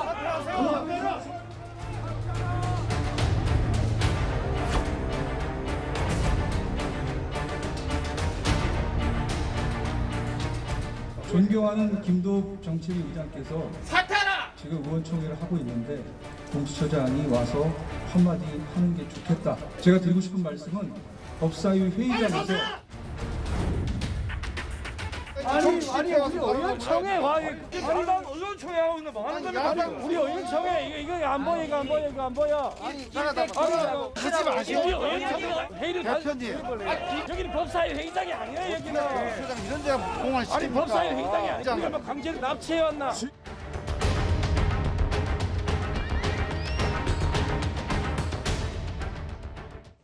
자, 굉장히 이례적인 장면인데 일단 김수영 교수님 기자 출신이잖아요. 김진욱 공수처장은 왜 저 자리에 있는 겁니까? 지금 어제 이제 김진욱 공수처장이 이제 그 국회 법사위에 출석을 해서 이번 이 통신 자료 조회를 둘러싸고 이제 여야 의원들의 이제 질의응답을 받은 건데요. 이제 최근 이제 문제가 되고 있는 것이 이제 야당의 국회의원의 거의 80명 가까이 되는 의원들의 이제 통신 자료가 조회돼서 이제 그것이 밝혀짐에 따라서 뭔가 이제 야당을 박해하기 위한 수사를 하는 것이 아니냐라는 지금 굉장히 큰 반발에 부딪히고 있습니다. 이게 지금 뭐 김웅 의원이나 정점식 의원의 이제 통신 내역을 영장을 집행해서 확인해 보고 이제 그 전화 상대방이 누구인지를 통신사에 조회하다 보니 야당 의원의 그 인적 사항이 담긴 그 논란 저희가 이제 잠시 후에 할 텐데 일단 궁금한 것부터 좀 여쭤보면. 저기 법사위 회의장이 아니잖아요. 지금 복도고 야당 국민의힘 의원들이 이제 저기서 이제 항의 의원총회를 하고 있는데 지금 보면 김진욱 공수처장이 직접 찾아왔어요. 야당에서 납치해 온 게 아니고. 그러니까 여당의 김종민 의원이 아니 공수처장 여기서 왜 말을 하냐라고 지금 항의를 하고 야당에서는 아니 우리가 뭐 납치해 왔느냐 이런 장면인데 이게 굉장히 지금까지 보기 힘든 장면이란 말이죠. 그렇죠. 이제 야당이 이제 의원총회를 하는 자리에 이제 김진욱 공수처장이 와가지고 이제 답변도 하고 이제 이야기를 하고 있는 건데 사실 굳이 가지 않아도 되는 곳인데 이제 와서 이제 마이크를 잡고 이야기를 하는 게 굉장히 지금 난처한 상황을 스스로 자초하는 약간 그런 분위기입니다. 본인이 온 거야. 본인이 온 것인데 사실 안 가도 그만인 것이긴 하거든요. 야당이 오라고는 했겠지만 안 가도 그만인 것이긴 한데 이제 저기에서 이제 항의성으로 이제 의원총회를 하고 있는 이 현장에 직접 와서 마이크를 들고 그 상황에 대해서 이제 여러 가지 설명을 하고 있는 그런 장면입니다. 그렇군요. 자, 공수처가 일반인까지 통신 조회를 했습니다. 그리고 해당 사건과 과연 관계가 있을까 싶을 정도의 수백 명의 기자들과 기자들의 가족까지 통신조회를 했고요. 야당 국회의원의 70명이 넘는 인원에 대해서도 전방위 통신조회를 했습니다. 그리고 후보와 후보의 가족들에 대해서도 수차례 통신조회를 한 것이 지금 논란이 되고 있습니다. 김진호 공수처장 이 모든 의혹에 대해서 뭐라고 답변했을까요? 들어보시죠. 이 공수처 왜 만들었습니까? 민주당에서 정치검찰 없애겠다고 공수처 만든 거 아니에요 지금. 근데 야당 후보 부인, 야당 국회의원, 그리고 공수처에 대해서 비판 보도를 한 언론, 무차별적인 지금 사찰을 한 거 아닙니까? 이게 정치검찰이 아니고 뭐예요? 정치공수처예요. 그렇게 말씀하시는 건 좀 어폐가 있고요. 제가 법에 따라서 법 조항에 따라서 말씀드립니다. 저희만 가지고 사찰이라고 그러시는지. 윤석열 검찰총장이 재직하던 시절에만 280만 건씩이나 통신자료 제공을 받고 수사 진행하는 과정 했잖아요. 자기는 해놓고 이제 와서 자기가 당하니까 그때는 괜찮았고 지금은 그러면 이게 사찰이란 말입니까? 자기도 그럼 다 사찰한 거예요? 그것도 제가 믿기에는 적법한 통신 자료 요청이었다고 생각을 하고요. 어떻게 다른 기준과 잣대를 적용을 하겠습니까? 280만 건인데 검찰에서 그 사이에 처리한 사건이 몇 건이에요? 240만 건입니다. 그럼 한 건당 1.2회 정도밖에 안 되는 거예요. 근데 공수처에서 지금 3사건, 이성윤 CCTV 조회 사건, 이성윤 공수장 보도 사건, 고발 사주 의혹 사건, 이 3사건에만 수백 건이 돼 있어요. 당연히 비난 받아야죠. 이게 어떻게 갔습니까? 자, 여야의 입장이 달랐습니다. 여당에서는 윤석열 검찰총장 때 280만에 조회하지 않았냐라고 공수처를 두둔했습니다. 그래서 야당에서는 그때 당시 검찰이 했었던 수사당 계산해보면 한 사건당 1.2회밖에 안 했다. 공수처는 지금 3개밖에 안 하면서 수백 회를 남발하는 것은 다르다. 이건 명백히 사찰이다라고 여야가 대립하고 있는 겁니다. 윤 후보 검찰총장일 때도 조회 남발했다. 검찰 공수처 통신자료 조회 비교해보면 당시 검찰 332만 건의 수사를 했고 통신자료 조회는 282만 건이었습니다. 그러니까 한 수사당 통신자료 조회가 한 건이 안 되는 꼴이군요. 이 수치대로라면. 하지만 공수처는 수사가 24건이라고 하지만 대표적인 수사는 현재 3개를 하고 있는데 그 3개 수사와 관련해서 135건이 넘는 사실 통신자료 조회가 있었잖아요. 그러니까 이건 등가적으로 비교가 안 될 것 같은데. 자, 박정환 실장님. 네. 왜 김진우 공수처장이 수사를 3-4건밖에 안 하면서 수백 명의 통신 조회를 했느냐라는 의혹과 관련해서 과거 검찰이 280만을 했다라는 게 사실은 논리적으로 이게 해명이 되는 얘기인가요? 저게 전형적인 물타기죠. 사실은 과거 있었던 검찰에서 했었던 통신조회라는 거는 정말 거기에 중범죄도 있었고 굉장히 험악한 범죄 사건도 있었고 캐내야 되는 것들이 많았으니까 있는 그 검찰이 수사하는 모든 사건을 다 합쳐서 얘기를 하는 건데 그거를 지금 공수처에서 한 그 통신조회와 비교해서 얘기한다는 거는 전형적인 물타기라 저는 김진욱 공수처장이 국회에 나와서 공직자로서 저에게 동조를 하고 저런 식의 얘기를 하고 왜 우리만 사찰이라고 하면서 항변하는 거는 저는 진짜 국회 나와서 공직자로서 할 자세가 아니다라는 생각을 합니다. 그리고 더더욱이나 이 건에 대해서 김진욱 공수처장이 인식을 잘못하고 있는 거는 국회의원들 통신조회한 것과 더불어 사실은 본인들한테 불리했던 기사를 쓴 기자들 그리고 기자들의 가족에까지도 사실은 강압적인 압박을 주기 위해서 했던 것 아니에요?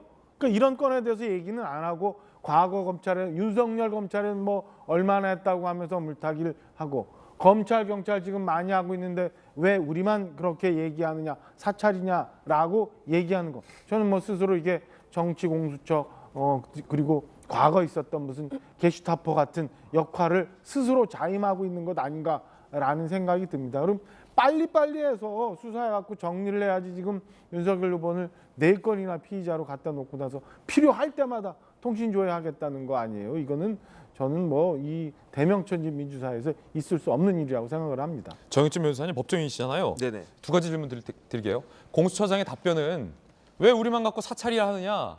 검찰도 정보조회하지 않느냐, 통신조회하지 않느냐라는 해명이었는데 이 공수처장의 해명이 과연 지금 국민적으로 제기된 의혹, 과연 지금 공수처가 하고 있는 수사가 뭔지 다 뻔히 아는데 그 수사하면서 상반기에만 아까 몇 건이요? 100몇 명의 통신조회 그리고 공수처에 대해서 비판 보도한 기자들의 가족까지 통신조회를 할 필요가 있느냐에 대한 답변이 충분한지에 대해서 어떻게 보십니까? 첫 번째 질문입니다. 김진욱 처장은 그 공수처법을 모르는 것 같아요.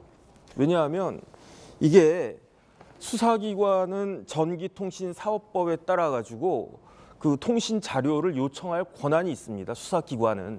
그런데 아무 때나 내가 공수처장이니까 그냥 뭐 누구 갖고 와 이게 안 되고요. 예. 뭐가 있어야 되냐면 수사의 목적이 있어야 되거든요.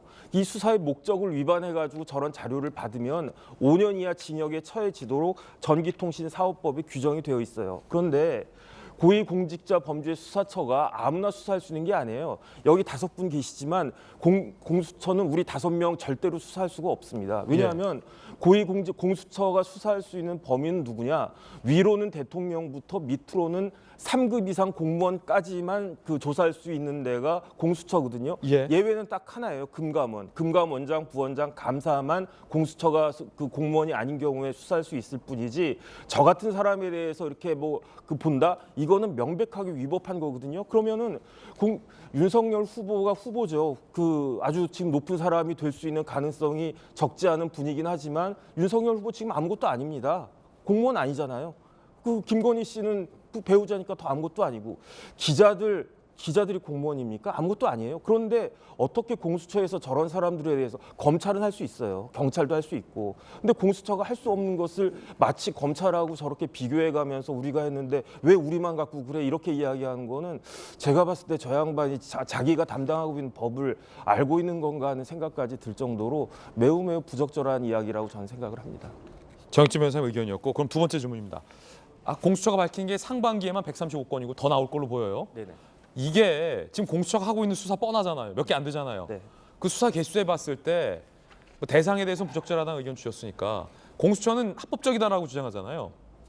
그럼 이 통상적으로 할 수 있는 범위입니까? 개수가? 이렇게나 아니죠. 많은 사람들에 대해서? 아니죠. 그 다른 걸 떠나가지고 제가 통계를 한번 뽑아봤어요. 공수처 이제 그 설립돼가지고 시작된 지 딱 1년 됐는데 지난 1년 동안 접수가 3,000건인데 입건은 20몇 건이에요. 공수처 검사가 한 20서너 명 된다고 하거든요. 1년에 그 입건만 그 검사가 한 명당 한 건씩 한 거예요. 쉽게 말하면. 검사들이 한 달에 300건씩 처리하거든요. 근데 공수처는 1년 내내 그 검사들이 한 건 입건을 갖다가 한 거고 기소가 된 거 하나도 없었어요. 그다음에 1호 체포영장 기각됐죠. 1호 구속영장 기각됐죠. 그러니까 공수처는 지금 일도 안 하고 있으면서 내가 공수처니까 내가 높은 자리에 있나 보다 그러면서 이제 뭐 SK텔레콤 어디 불러가지고 야 이거 누구 갖고 와 이거 누구 갖고 와 그 장난을 하고 있는 것이 아닌가 저는 그런 생각을 하고 있기 때문에 이거는 진짜로 공수처 자체를 폐지하자는 이야기는 저는 반대하는데 적어도 공수처장하고 차장하고 부장검사들은 그 거취를 좀 표명해야 되는 것이 아닌가 하는 생각을 합니다. 야당은 문재인 대통령의 입장 밝혀라. 이러려고 무리해서 공수처 만들었냐라고 비판을 했는데 이에 대해서 청와대 입장은 나왔을까요? 청와대 입장, 공수처는 독립기구, 청와대가 언급하는 건 부적절하다라는 원론적인 답변을 했습니다. 아사히 신문이 공수처를 비판했습니다. 공개 해명을 요구한 겁니다. 일본 언론 기자도 조회했어요? 지난 7월 8일 일본 아사히 신문 서울지국 소속의 한국인 기자군요. 그런데 아사히 신문 기자죠. 그렇죠? 어쨌든 두 차례 통신 자료를 조회해서 아사히 신문이 공수처 본지 기자 개인정보 조회한 이유와 경위를 밝혀라. 자, 이제 아사히 신문까지 요구를 하고 있습니다. 저는 진짜 궁금했는데 김영주 의원님. 민주당 일각에서 이 공수처의 통신 조회에 대해서 이제 두둔을 하고 있잖아요. 그러면서 윤석열 검찰총장 때는 더 많이 했다라면서 공수처를 두둔했는데 윤석열 검찰총장 때도 민주당 정부잖아요. 문재인 정부잖아요. 그러면 윤석열 검찰총장도 문재인 정부, 공수처도 문재인 정부인데 윤석열 검찰은 더 많이 하지 않냐? 그러면 문재인 정부가 더 어떻게 되는 겁니까? 그러면 이게? 글쎄요, 뭐 참 오히려 지금 이 상황에서 뭐 청와대가 뭐 공수처 독립기구다 그런 얘기는 맞는 얘기지만 오히려 민주당이 해야 될 일은 말하자면 그 공수처가 특히 검찰도 마찬가지입니다만 개인 말하자면 통신 관련 정보 조회에 대해서 좀 엄격하게 법 개정을 하는 것이 필요하다. 그런 어떤 여야가 힘을 합쳐서 오히려 지금 이 사단에 대해서 누가 더 많이 했냐 이렇게 경쟁할 것이 그러니까 아니라. 아니 윤석열 검찰총장이 박근혜 정부냐고요. 문재인 정부잖아요. 그러니까 어쨌든 가령 다들 합법적이다 그렇게 얘기하면서 별 문제 없듯이 가고 있잖아요. 그럼에도 불구하고 실제로 뭐 공수처가 손을 댈 필요도 없는 아사히신문 기자까지 이렇게 한다는 것은 굉장히 언론을 위축하고 또 개인의 인권이라든지 또 헌법적 가치에 위배되는 그런 것일 수 있기 때문에 지금이라도 그런 어떤 논란을 할 것이 아니라 특히 여당에서 법을 좀 더 엄격하게 통신조회에 대한 좀 규정을 강화시키는 법 개정을 해야 되는 거 아닌가 그렇게 생각이 듭니다. 예, 김영주 의원님 의견 들어봤습니다. 이 못지않게 뜨거운 소식 3가지 준비했습니다. 함께 보시죠. 먼저 첫 번째 소식의 실루엣 공개합니다. 이재명 후보자의 부인 김혜경 씨인데 이양수 수석대변인이 해경궁 김 씨가 김혜경 씨다라는 증거가 있다라고 밝혔습니다. 이양수 수석대변인 이야기 들어보시죠. 해경궁 김 씨는 트위터를 개설하자마자인 이재명 후보와 트위터로 대화를 나눴습니다. 비밀 요원 등을 운운하며 제3자는 무슨 뜻인지 정확히 알기조차 어렵습니다. 해경궁 김 씨는 2015년 4월 13일 트위터를 통해 이재명 후보에게 우리 아들이 이런 일을 했다면 어떻게 되었을지요? 라고 되물었습니다. 결정적인 증거입니다. 우리 아들이라는 표현을 썼다는 것은 둘이 부부라는 뜻이 아니고 무엇입니까? 이양수 수석대변인이 결정적 증거라고 밝혔던 건 과연 무엇이었을까요? 함께 보시죠.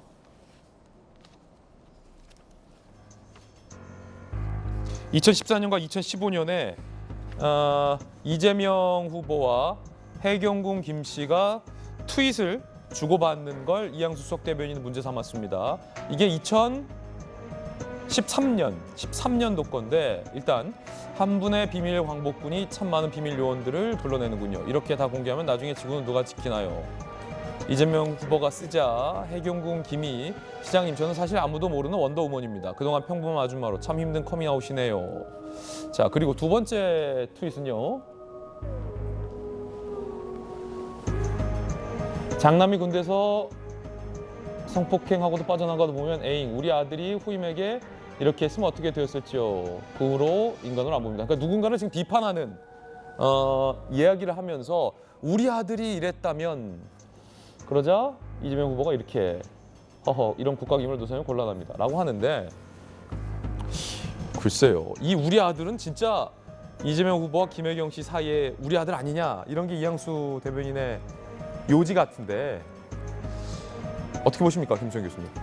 우리라는 말은 한국말에서 굉장히 광범위하게 쓰이죠. 그러니까 너와 나의 아들이 아닐 때에도 그냥 내 아들도 우리 아들이라고 얘기하기 때문에 저 우리라는 표현을 썼다고 해서 반드시 저것이 두 사람이 부부라는 증거다라고 확정적으로 말할 수는 없을 것 같은데요. 지금 국민의힘의 주장은 이런 겁니다. 이제 그 해경궁 김 씨라는 닉네임을 사용하는 트위터 계정주가 이제 여러 가지 세월호 사건에 대해서 비하하고 폄훼하는 말들 이런 것들을 트윗에 올렸었는데 그때 사용했던 지메일 아이디가 KHK631000입니다. 굉장히 복잡한 아이디죠. 그런데 공교롭게도 이 아이디를 김혜경 씨가 분당 우리 교회에 출석할 때 온라인 아이디로 만들었거든요. 그러니까 어떻게 이렇게 복잡하고 긴 아이디를 다른 사람이 우연히 똑같이 사용할 수 있겠냐. 이것은 분명히 그게 김혜경 씨라는 증거다라고 이야기를 하고 있는 거고요. 또 그때 당시에 검찰이 기소 중지 처분을 했던 이유도 사실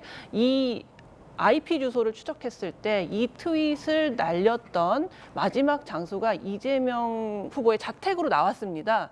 그럼 굉장히 확정적이라고 생각이 들잖아요. 그래서 경찰도 이것은 김혜경 씨가 맞다라는 의견으로 검찰에 기소 의견을 송치를 했던 건데 그때 검찰에서 왜 그 증거가 불충분하다고 했냐면 이 지메일 계정을 만든 사람이 김혜경 씨가 아니고 김혜경 씨의 수행원이란 말이죠. 그렇다 보니까 그러면 김혜경 씨 수행원이 혹시 김혜경 씨의 아이디로 트윗을 했을 가능성도 있지 않겠습니까? 그래서 김혜경 씨라고 확정적으로 말할 수 없다. 그래서 검찰이 어쨌든 기소 중지 의견을 낸 건데 그렇다면 국민의 입장에서는 결국 그럼 김혜경 씨 아니면 수행원 둘 중에 하나인데 트위터의 내용을 보십시오. 이게 과연 수행원이 이재명 시장에게 당시 이재명 시장에게 이런 식으로 아주 사사롭게 굉장히 개인적인 내용으로 트윗을 날릴 수 있었겠습니까? 아니지 않겠습니까? 그렇다면 결국 한 사람 남은 사람 누구냐? 김혜경 씨가 그 계정주이고 그 글을 쓴 사람이 맞다라고 지금 국민의힘 측에서 이제 주장을 하고 있는 상황입니다. 그렇군요. 그때 논란 당시 이재명 후보의 이야기 한번 들어보시죠. 그 계정 주인 그리고 그 글을 쓴 사람은 제 아내가 아닙니다. 수사 내용을 보면 네티즌 수사대보다도 오히려 판단력이 떨어지지 않느냐라는 생각이 듭니다. 진실이 밝혀지기를 바랄 뿐입니다. 트위터 계정하고 다음 아이디가 똑같은 것이 자택에서 발견됐는데 그거에 대해서 어떻게 생각하십니까? 저도 힘들고 억울하지만 우리 안에 당연히 경찰 수사 결과 모두 우연이라고 생각하세요? 제가 진짜 궁금해서 그런데 정익준 변호사님, 네네. 이 세상에는 우연이라는 게 있죠. 그 우연의 일치도 있죠, 분명히.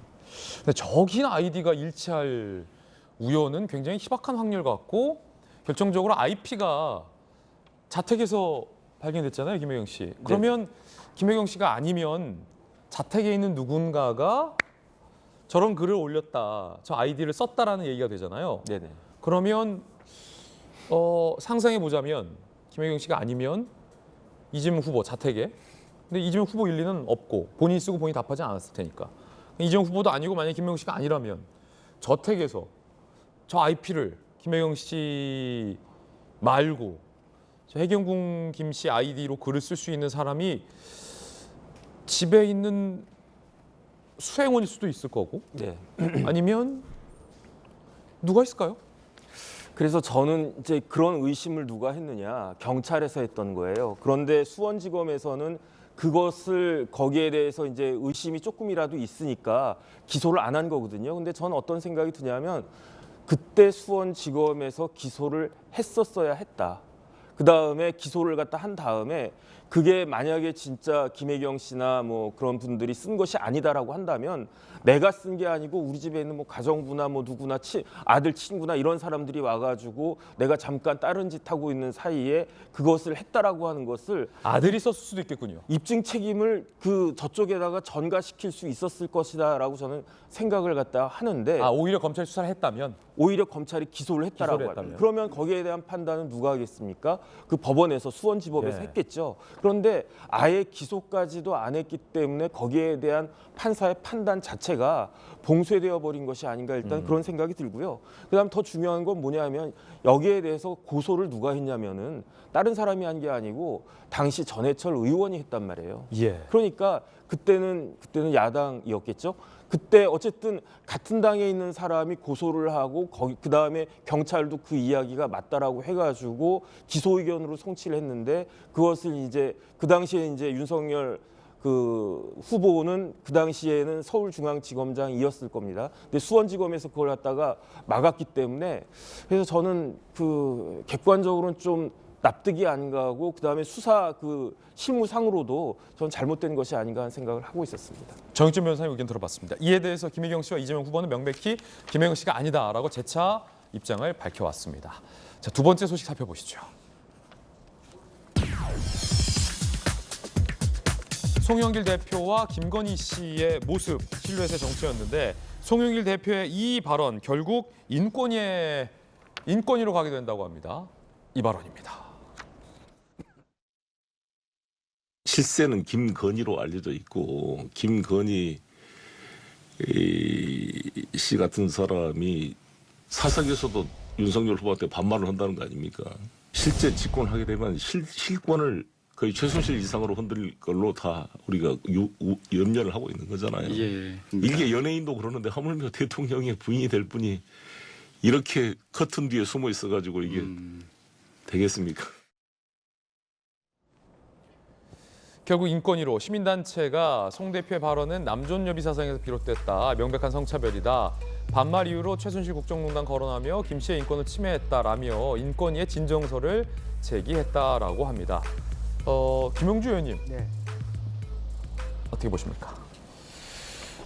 글쎄요, 뭐랄까 정합성이 떨어지는 얘기죠. 부부 사이에 반말하는 부부들이 꽤 많을 텐데 반말을 한다고 해서 다 존중하지 않는 것도 아닐 테고 또 부인이 남편에게 반말하면 모두가 다 이렇게 남편보다 높은 지위에서 일을 한다 이런 전제잖아요. 이건 말하자면 실질적으로 만약 그 송 대표 여기는 반말을 하기 때문에 집권하면 훨씬 더 큰 힘을 가질 것이다. 그 전제는 일반 국민들 입장에서 납득하기 어렵지 않느냐.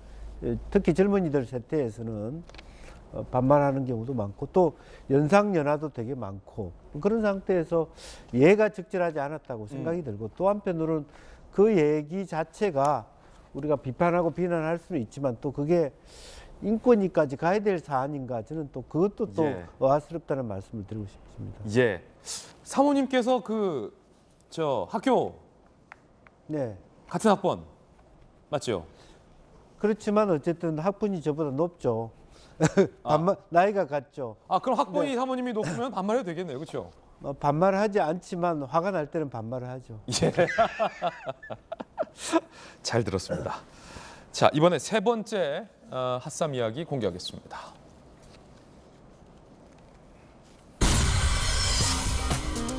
자, 좀 택시 실루엣 같았는데 지금 저 사진 어디 건물에서 떨어지고 있는 모습으로 보이는데 어제 충격적인 사고가 있었습니다. 어떤 사고인지 함께 보시죠.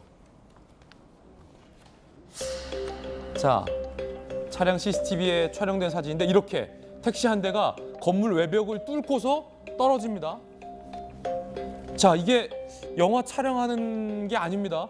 실제로 차들이 대기하고 있는 도로 위로 이 차량이 그대로 추락합니다. 다시 한번 보실까요? 자, 블랙박스에 녹화된 화면에 따르면 이렇게 택시 한 대가 건물 외벽을 뚫고 떨어집니다. 그리고 그대로 도로로 차량이 곤두박질 치게 됩니다. 결국 택시기사가 사망을 했고 구조대가 출동을 해서 택시의 잔해들을 수습하고 있는 모습. 12시 32분 부산의 한 대형마트 5층 주차장에서 택시가 건물 외벽을 뚫고 20m 아래로 추락을 했습니다. 10m를 날아가서 떨어진 후 신호 대기 중인 차량을 덮쳤습니다. 택시에 불이 났고 70대 택시기사는 사망을 했습니다. 택시가 덮친 차량의 탑승자 5명과 행인 2명이 부상을 당했고요. 인근의 차량 14대가 파손 피해를 입기도 했습니다. 정익진 변호사님, 자, 이해가 안 가는 게 두 개인데 왜 택시가 외벽을 뚫었는지, 그리고 택시가 들이받았다 하더라도 저 외벽이 저렇게 뚫리나 싶어요. 일단은 저기 택시니까 예를 들어서 무슨 운전이 서툰 젊은이나 아니면은 뭐 그런 사람들 이 운전을 했으면은 모르겠는데 택시 기사는 진짜로 하루에 제가 택시 기사님들한테 여쭈어 보니까 운전을 하루에 300km씩 하신다고 그래요, 평균. 그렇기 때문에 운전의 달인이라고 하실 분인데 어떻게 저런 일이 벌어졌을까. 돌아가셨기 때문에 정확한 건 알 수 없지만 기계 자동차 자체의 결함이 있었던 건지 본인 과실이었는지 그거는 잘 모르겠는데 어쨌든 매우 안타까운 사건이었던 것 같고, 그다음에 이제 주차장법을 제가 찾아봤더니 주차장은 4종류가 있어요. 노상 주차장, 노예 주차장, 부설 주차장, 기계식 주차장이 있는데 저 주차장은 그 부설 주차장에 해당하는 것 같거든요. 그런데 제가 그 관련된 규정 같은 것도 쭉 찾아보기는 했는데 워낙 이게 건축법적으로 아주 세밀한 내용이어가지고 저게 일반 콘크리트로 만들어진 게 아니고 벽돌로 된 것이라 이렇게 뚫렸다라고 이야기는 나오는데 그렇군요. 근데 설마 그 기준을 위반했을까 하는 그런 생각은 드는데 예. 그런 부분들은 경찰이나 뭐 소방 당국의 수사 그 조사 과정에서 밝혀질 수 있는 것이 아닌가 하는 생각을 합니다. 예. 왜냐하면 콘크리트면 그 안에 철근이 있기 때문에 뚫리지가 않는데 60초 광고 후에 돌아오겠습니다. 네, 오늘 저희가 준비한 소식 모두 다 전해드렸습니다. 어느덧 올 한 해가 이제 얼마 남지 않았습니다. 2021년 올 한 해도 저희 돌직구 쇼를 사랑해 주시고 저희 김진 기자를 믿어주신 많은 시청자 여러분들께 감사의 말씀 드리겠습니다. 2022년 새해에도 저희가 더욱더 정확하고 빠른 뉴스와 또 강력한 돌직구로 무장하고 여러분들께 인사드리겠습니다. 더욱 건강하시고 새해 복 많이 받으시길 바라겠습니다. 좋은 주말 보내시고 저희는 내년에 뵙겠습니다. 오늘 하루는 분명 어제보다 나을 겁니다. 감사합니다.